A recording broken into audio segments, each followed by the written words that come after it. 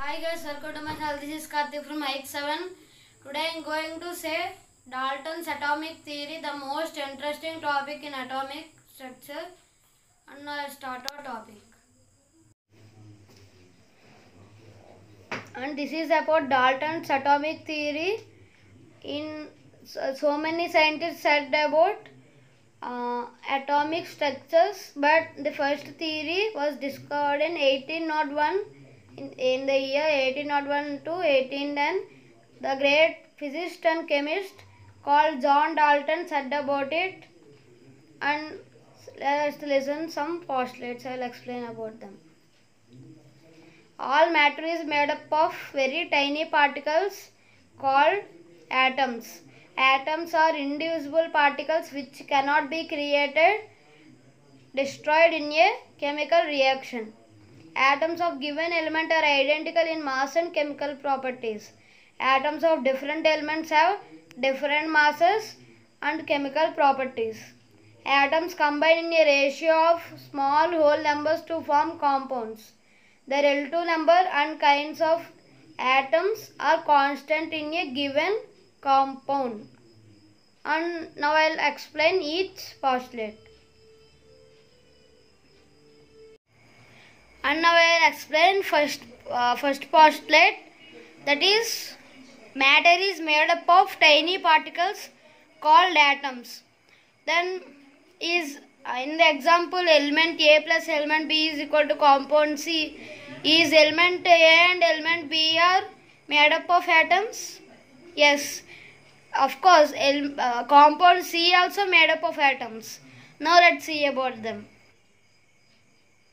And this is the example of that picture. Atom. See, element A is made up of atom. Element B is made up of atom, and compound C. So compound C also made up of atom. This is second postulate. Now I will say clarity. And atom. Atom is a fundamental unit because atom is indivisible. If we dividing it further, it cannot be divided.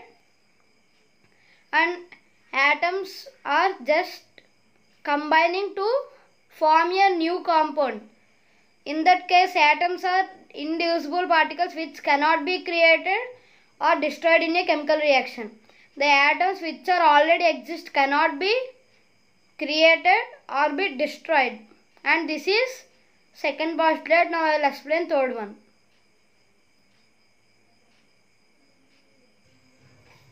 And now I will explain third postulate.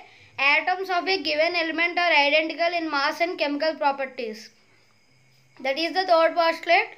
And how can we say that? If we zoom into the element A. Now I will zoom and I will show it. If we think this as a element A, and if we see inside, that is made up of same things, because in that what is made up, atoms have same identical mass and same chemical properties. So this is made up of atoms of a given element are identical in mass and chemical properties. And is this work in fourth property also? Now let's see it. Now I will explain fourth postulate. Atoms of different elements have different masses and chemical properties. If we see in element A, it is different than element B because the atoms of element A have different mass and different chemical properties compared to element B. So atoms of different elements are different. We can say that as like that. And now I will say fifth postulate. And if we check the fifth postulate, it says that atoms combine in the ratio of small whole numbers to form compounds. And this is compound C. In compound C, we observe that we have two atoms of element A and one atom of element B. We can say that only when these are in whole number ratio. Means element A is have 2 atoms and element B have 1 atom, and if they are like 1/4 and 1/3, we can't get the compound C. And that is how it says atoms combine the ratio of small whole numbers to form compounds. Now I will show some examples. Now we have water and carbon dioxide. In water we have 2 hydrogens and 1 oxygen, and this is example of that. And in carbon dioxide we have 2 oxygens and 1 carbon. It forms carbon dioxide. And now I will say sixth postulate, last and final postulate. And this is the final postulate, the sixth postulate. It says that the relative number and kinds of atoms are constant in a given compound.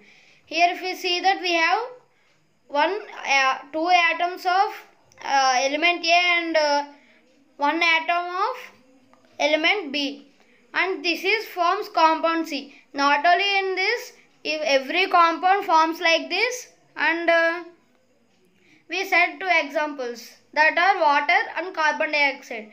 Now I will say another 2 examples.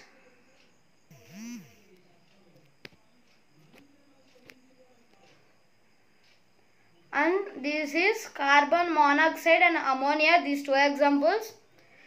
And here we have only 1 oxygen and 1 carbon forms carbon monoxide. And in ammonia